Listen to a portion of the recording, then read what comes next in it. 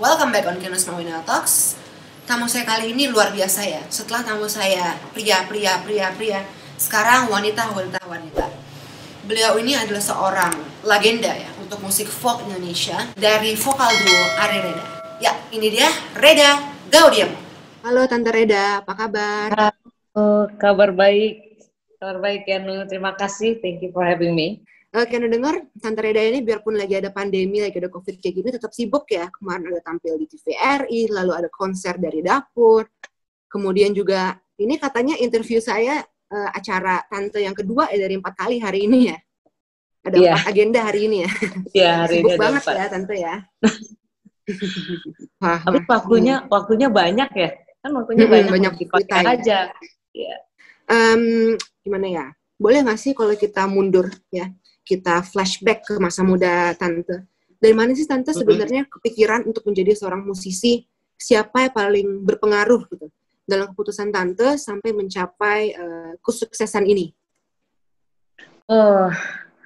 Kalau mundur balik ya sebenarnya nggak kepikiran loh untuk menjadi pemusik sama sekali. Saya malah merasa kegiatan bermusik itu hanya satu kegiatan yang membuat saya mungkin lebih rileks atau lebih tenang kembali di akhir pekan supaya hari Seninnya bisa kerja dengan lebih baik. Jadi dulu banget waktu zaman SMA saya kepikiran untuk masuk EKJ jurusan musik, tapi ibu saya bilang, aduh jadi pemusik ya kamu nanti makan apa ya gitu. Jadi ya terus saya kepengen masuk ITB, terus ibu saya juga bilang, aduh seni rupa lagi, emang setiap hari orang beli lukisan? Ya juga ya, nggak setiap hari orang beli lukisannya. Jadi akhirnya saya memilih sastra Prancis dan dari situ saya bekerja sebagai penulis, tapi main musik tetap dikerjakan setiap minggu, setiap ada waktu kosong. Saya baru betul-betul memikirkan untuk jadi pemusik justru di umur yang sangat terlambat saya pikir ya. Mungkin saya baru yakin bahwa bermusik adalah hal yang saya suka dan saya jalani itu baru 2017 tuh. Kan sangat ini. Jadi masih baru sekali. Baru, tetapi saya memang bermusik sejak tahun 82 bersama Ari Reda nama grupnya, dan tapi ya itu karena saya nggak pernah merasa serius, merasa ini harus diseriusin, jadi saya relax aja. Tapi Ari dan saya baru betul-betul duduk dan merencanakan karir sebagai pemain musik itu baru 2014 ketika kami bertemu dengan teman-teman di Rekfest. Nah, di sana bertemu dengan seorang anak muda namanya Felix Das. Kami baru diurus sebagai grup dan habis itu bermusik dengan serius. Dan setelah serius banget, lalu saya pikir, udah kerja kantornya ya. Jadi ini waktunya untuk main musik, dia main musik. Dan meneruskan juga dengan serius juga urusan menulis. Tapi yang berarti mengajak Tante Reda jadi mau lebih berserius dalam bermusik itu berarti almarhum Om Ari ya? Ya, Ari dan Felix Das, manajer kami. Karena memang sejak 2014 tuh kegiatannya padat sekali. Kadang-kadang sebulan sekali pun belum tentu main, zaman sebelum 2014. Tiba-tiba sesudah 2014 ke sini, saya dan Ari punya jadwal tour, bisa konser di banyak tempat, bisa keliling sebagian besar wilayah Indonesia. Setiap tahun kami tur selama 10 sampai 14 hari dan saya merasa, oh ternyata main musik emang asik ya. Kesadaran yang terlambat sih, tapi better late than never ya kata orang. Betul. Dari yang saya pelajari ya, Tante kan sudah menjadi seorang musisi dari tahun 1982. Berarti itu kan masih zaman kuliahan ya kalau tidak salah ya. Dan awalnya Tante membawakan lagu-lagu cover seperti Fly Away dari John Denver, lalu lagu-lagu duo dari Simon dan Garfunkel dan sebagainya. Kapan sih Tante memulai bikin lagu-lagu musikalisasi puisi atau lagu-lagu original Tante? Sejak tahun berapa itu? Tahun 88. 88 mulainya. 88. Itu waktu itu ada Pak Sapardi Djoko Damono ya, penyair kita, dan Menteri Pendidikan dan Kebudayaan masa itu Fuad Hasan. Mereka yang membuat gerakan mencintai sastra lewat puisi. Dan mereka percaya banget kalau puisi cuma dibaca gitu aja nggak menarik, orang malah mungkin sebel, ketakutan, bahkan kayak saya pada mulanya. Jadi kemudian gimana kalau dibuat lagu ya? Begitu dibuat lagu, ternyata memang musik itu membuat orang lebih rileks menghadapi puisi. Nah, sejak itulah kami mulai menyanyikan puisi, meskipun juga tidak terlalu sering. Kami betul-betul nyanyi puisi dengan serius itu 2007 ya, sejak membuat album Becoming You. Mulai yakin bahwa oke, ternyata puisi emang lagunya Ari Reda gitu, jadi kami menyanyikan puisi. Tante kan juga sebelumnya sempat kerja ya di advertising ya. Nah, ini apakah dunia copywriting Ayahmu tuh yang mengajak saya ke situ. Nah, apakah dunia copywriting ini ya yang pernah Tante geluti menjadi bekal untuk menulis lagu atau malah menulis lagu dulu baru jago copywriting? Enggak, copywriting dulu. Copyright buat saya adalah bekal, adalah ilmu yang luar biasa ya. Membuat saya berkenalan dengan kata, berkenalan dengan makna, dan belajar berpikir lugas gitu ya.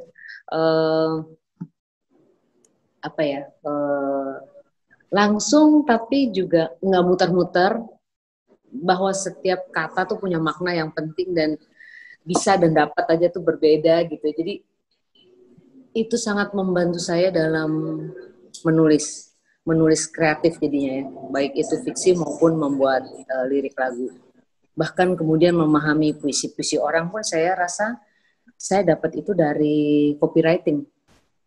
Dari memahami brief gitu ya, lalu kemudian membiarkan imajinasi bergerak, tapi juga pada keterbatasan pemakaian kata-kata, apalagi kalau udah ngomong TV, iklan televisi, ngomong iklan radio, waktunya cuma 30 menit, tapi ngomongnya harus banyak, pesan harus tersampaikan. Aduh, itu emang the best exercise, saya pikir. I'm so glad I was there. Kalau Tante bisa kembali ya, bisa mengulang waktu kembali, kayak pakai time machine, apa yang Tante ingin lakukan? Kembali ke masa kecilkah? Atau misalnya kembali ke masa-masa pada saat dulu awal-awal jadi musisi? Atau malah Tante ingin mengulang kembali persis apa yang Tante lakukan dulu? Saya pikir perjalanan sekarang yang saya alami sekarang tuh sudah baik ya. Tapi kalau misalnya harus mengulang, saya mungkin akan melakukan kesalahan saya itu duluan deh, kesalahannya dikerjakan duluan, jangan sekarang, jangan di umur yang loh kok baru tahunya sekarang gitu. Kayaknya misalnya kenapa ya mengenal copywriting tuh ketika umur 30 ya gitu. Maksudnya saya mengenal itu begitu lulus saya langsung copywriting aja gitu. Misalnya saya mungkin akan skip beberapa bagian, tapi selebihnya oke. Mungkin juga urusan Ari Reda saya percepat deh pertemuan dengan manajer yang baik gitu. Tapi kesibukan dan kegilaan yang dijalani selama ini saya pikir diulang lagi nggak apa-apa tuh. Kayaknya seru sih. Jadi tidak ada regrets ya? No regrets. Tidak ada regrets. Oke. Menarik sekali. Di kehidupan Tante Reda ya. Waktu itu Tante Reda pada saat awal-awal pernah bilang dulu, pertemanan dengan Om Ari itu kelihatannya asik-asik ya. Kelihatannya asik-asik tapi enggak gitu. Tapi sangat berpengaruh dalam karir musik Tante Reda.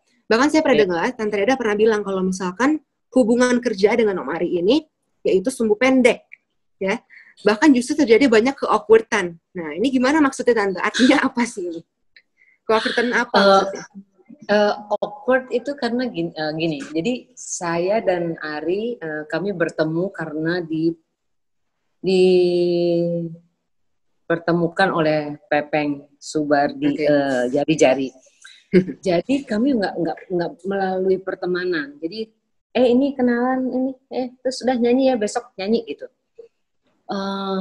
Buat saya itu awkward dan bukan awkward ya, tapi sulit karena kami harus menyanyi dalam waktu 2 hari dari perkenalan itu, sementara tidak ada lagu-lagu kami yang bersinggungan. Jadi saya suka lagu-lagu tua banget, dia sangat lagu-lagu kekinian. Jadi saya merasa agak-agak sengsara tuh sebenarnya ketika zaman itu. Dan setiap saat kalau habis nyanyi saya pikir udah habis ini nggak mau nyanyi lagi deh, karena susah banget deh. Dan sebenarnya masalahnya karena saya nggak tahu lagu banyak, nggak tahu lagu yang dia tahu.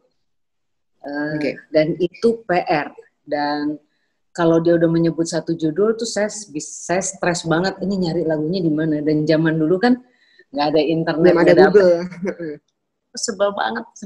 Terus nanya-nanya orang, so ada yang berbaik hati minjamkan kaset, zaman itu kaset putar, terus dengerinnya liriknya apa, gila nyanyi susah amat ya gitu. Jadi saya pikir nggak asik. Nah tapi kalau sudah nemu lagunya dan nyanyi bareng, itu ternyata itu menyenangkan buat saya. Iya.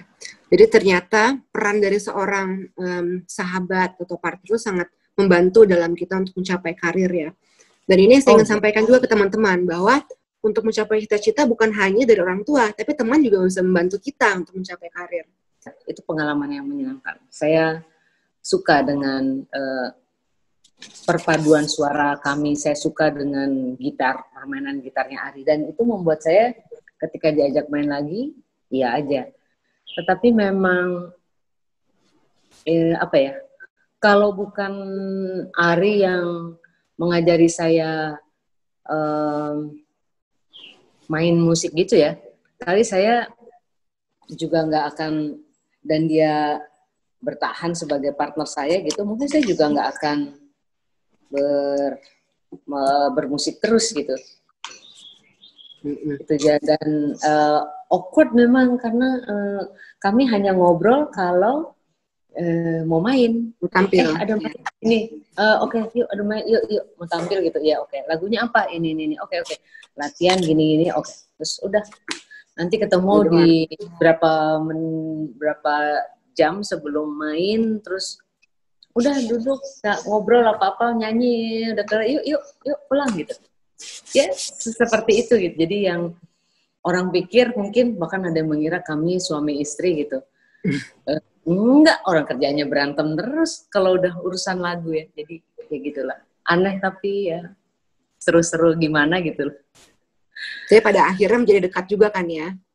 Iya. Setelah diurus oleh manajer kami gitu, kami jadi punya bahan untuk ngobrol, untuk bekerja sama. Jadi tiba-tiba kami punya kegiatan workshop yang bikin lagu tuh harusnya gini, ngobrol tuh gini, yang dan kami belajar mendengar. Jadi ketika membuat lagu itu nggak bisa satu pihak aja yang membuat semua, menurut saya ya, menurut pengalaman kami begitu.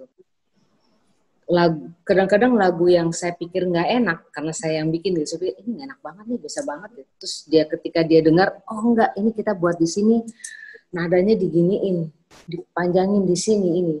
Diskusi itu penting sebagai grup, sebagai sebuah kerja kreatif ya, apapun saya pikir diskusi itu penting. Masukan dari orang lain penting. Karena apa yang kita pikirkan mungkin terlalu minim atau terlalu heboh, dan partner kita itu bisa membantu dan memberi masukan yang lebih yang baik sehingga karyanya bisa jadi. Atau emang jelek banget, tapi kita butuh orang yang bilang enggak banget, udah lepasin aja, oke. Ya. Jadi ternyata peran dari seorang sahabat atau partner itu sangat membantu dalam kita untuk mencapai karir ya. Dan ini saya ingin sampaikan juga ke teman-teman bahwa untuk mencapai cita-cita bukan hanya dari orang tua, tapi teman juga bisa membantu kita untuk mencapai karir. Iya, betul banget. Teman itu penting sekali karena kadang-kadang mereka bisa lebih objektif loh daripada orang tua kita, dari pacar mungkin, dari teman atau ya dari keluarga gitu. Ya. Dan ada nggak kira-kira mungkin tips atau pesan yang ingin Tante Reda sampaikan buat para teman-teman Kiana yang nonton untuk mencapai menjadi seorang musisi seperti sekarang? Kalau saya bilang untuk menjadi musisi itu memang kalau memang sudah dari awal yakin untuk menjadi musisi, maka kita perlu sekali melengkapi diri dengan berbagai hal ya. Jadi tidak cuma misalnya memang berkeyakinan untuk bermain vokal gitu ya, untuk sebagai vokalis, ya serius di vokal. Belajar cara mengatur nafas, segala hal yang diperlukan untuk menjadi seorang vokalis yang baik, lakukan itu. Untuk menjadi musisi juga begitu. Apakah apa ya?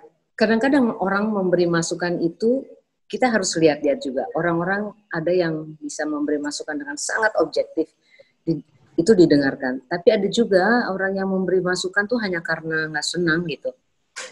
Misalnya kita ya percayalah pada kata hati. Ketika kita yakin bahwa ini bagus, jalan terus. Kadang-kadang ada aja orang yang bilang, gitu aja gitu. Ada tuh pasti. Jangan bikin hati rontok, jangan bikin kalian mundur. Karena karena hati kita tuh, hati kecil kita tidak pernah bohong.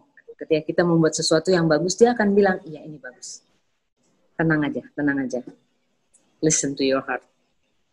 Gitu. Dan serius tentu saja ya. Saya merasa saya serius di pekerjaan dan musik menjadi hal sampingan. Jadi, tapi kemudian sekarang menjadi hal yang serius sehingga saya harus belajar sungguh-sungguh memainkan gitar, belajar mencari kunci-kunci yang sulit, belajar ngatur napas, hal-hal yang tidak saya pikirkan saya lakukan dulu. Tapi kan ini pilihan ya. Jadi buat teman-temannya Keanu ketika sudah memilih, ya seriuslah dengan pilihan itu. Apapun itu. Apapun. Tapi kan kadang-kadang seperti tadi ya, orang tua ada yang suka nggak mendukung, dibilang buat apa sih jadi musisi, apakah terjamin gitu. Nah gimana kita bisa meyakinkan orang tua kita untuk mendukung kita kalau kita mau jadi musisi? Apa kita lawan atau gimana? Harus ini. Kalau saya pikir adalah kita memperlihatkan bahwa kita memang bagus di situ. Karena susah kita melawan perkataan dengan perkataan. Misalnya bilang, enggak, aku bisa kok main, aku bisa main musik. Your words against theirs gitu, itu nggak bakal bawa kita kemana-mana. Tapi kalau mereka lihat bahwa sekarang apa sih yang dikhawatirin sama orang tua? Sekolah nggak beres, terus nanti kalau main musik tuh pasti nongkrong aja deh, pasti begini deh, pasti begitu deh. Buktikan bahwa itu nggak benar. Ketika saya mulai nyanyi dulu, ayah saya juga bilang, enggak usah, nggak pakai nyanyi ya, udah kuliah aja, kelarin sampai beres dan bekerja dengan benar, dengan baik dan benar. Tapi saya suka dengan main musik, jadi saya main musik. Di Gembok kalau pulang habis main di pasar seni di tim gitu, gerbangnya di Gembok. Tapi saya kan suka manjat, jadi saya panjat pagar aja langsung masuk ke kamar. Saya sebel banget waktu itu karena ayah saya yakin saya tidak akan lulus tepat waktu. Saya akan banyak mata kuliah saya yang jeblok-jeblok gitu. Dia udah di pikirannya pokoknya berkesenian itu cuma bikin hidupmu rusuh, dia bilang gitu. Saya harus membuktikan bahwa dia salah. Jadi kuliah tepat waktu. Jadi nggak ada yang jeblok. Kuliahnya lancar aja. Jadi memang sulit dan kadang-kadang kita ngerasa kayak kok gini sih, gimana ya? Gitu. Tapi itu adalah satu-satunya cara saya pikir ya, bahwa kita memperlihatkan pada mereka bahwa kita bisa dipercaya. Ketika kita sekarang ini ya, misalnya Keanu sekarang kelas berapa ya? Sekarang kelas 9 SMP baru lulus. Nah, kan perjalanannya masih panjang ya. Gitu. Ketika ini misalnya mau masuk, saya mau main musik aja, mungkin akan mencemaskan buat orang tua. Tetapi kan misalnya, saya akan terus sekolah, tapi saya mau sekolah musik aja. Ada kan sekolah musik aja, tunjukin bahwa emang serius di situ. Pasti akan melegakan. Misalnya kayak, ya memang nggak semua orang seberuntung Joy Alexander ya, dengan orang tua yang begitu mendukung ya. Tetapi Joy Alexander juga pasti memperlihatkan pada orang tuanya bahwa, latihannya rajin banget, mainnya jago banget, gini. Dihitung-hitung, iya deh. Kita perlu meyakinkan kedua orang tua kita ini. Dan kecemasan mereka harus dianggap bahwa itu rasa sayang sebetulnya. Mereka kepingin kita sukses, mereka pengen kita baik-baik aja. Mereka punya pengalaman bahwa nih kalau gini dikit kejeblos nih, pasti gue tahu banget karena saya pernah begitu gitu. Tapi kita sebagai anak, kita bisa membuktikan bahwa saya bukan kamu loh Pak, saya bukan kamu loh Bu, saya tahu apa yang saya lakukan. Tolong beri saya kepercayaan dan saya juga akan menjaga kepercayaan. Itu sih kalau menurut saya most important thing. Jadi kita harus menunjukkannya ya kepada orang tua ya. Iya. Oke, thank you Tante ya sudah mau sharing hari ini. Jaga kesehatan selalu, terus berkarya terus Tante ya. Sebelum saya tutup, Tante boleh nggak mungkin membawakan satu lagu yang Tante suka? Lagu apa aja boleh kok Tante? Oh boleh. Oh sebentar. Gitarnya ada di seberang meja. Bentar ya. Oke. Aku nyanyi lagu ini ya.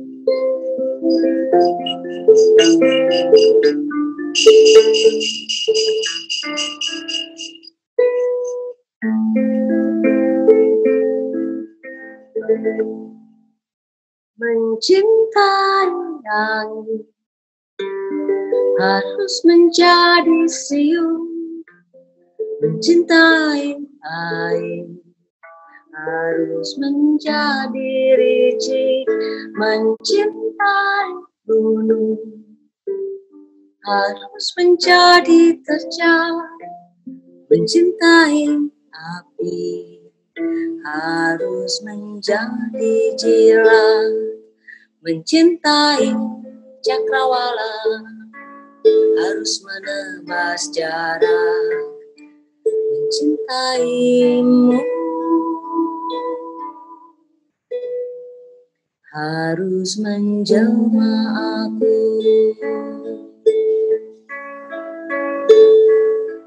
Na na na na na na na na na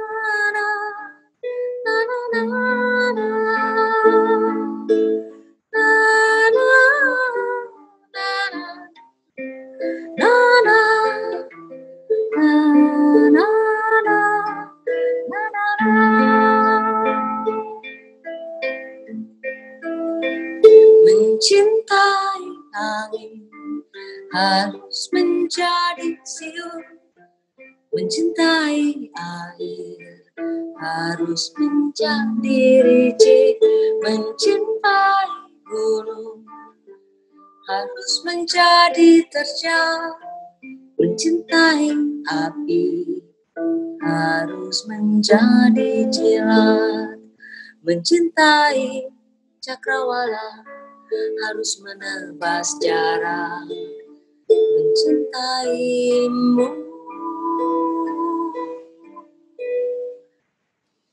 harus menjelma aku.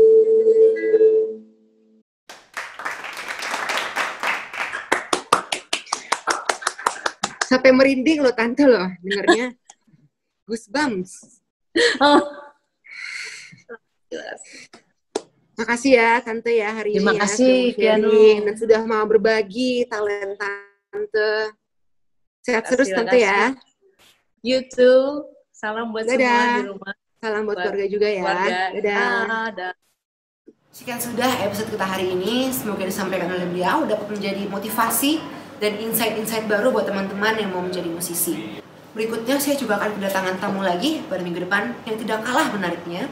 Jadi jangan lupa saksikan Charisma Winal Talk setiap hari Senin pukul 20 waktu Indonesia Barat. Sampai jumpa.